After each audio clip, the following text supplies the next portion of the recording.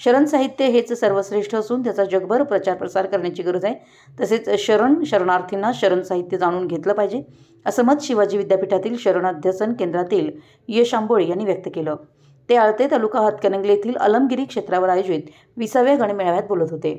धर्मगुरू, पूजा, प्रार्थना व ध्वजारोहणाने कार्यक्रमाची सुरुवात करण्यात आली।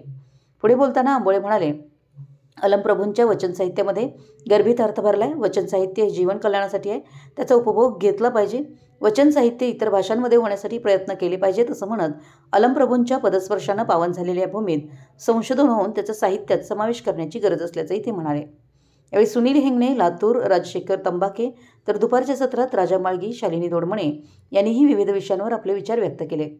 सकाळच्या सत्रात विविध क्षेत्रातील मान्यवरांना पुरस्कार देऊन गौरवण्यात आलं। याप्रसंगी बसव धर्मपीठ, कुडल संगमच्या डॉक्टर माता गंगादेवीजी, अलमप्रभू योगपीठाचे जगद्गुरू बसवकुमार स्वामी, निजलिंगेश्वर महास्वामीजी, अण्णासाहेब शापुरे, भीमराव पाटील, बाबगोंडा पाटील, मनोजकुमार रणदिवे, बसगोंडा बिरादार, शिवगोंडा पाटील यांच्यासह शरणार्थी मोठ्या संख्येनं उपस्थित होते। मराठी एस न्यूजसाठी हातकणंगलेहून रोहन साजने।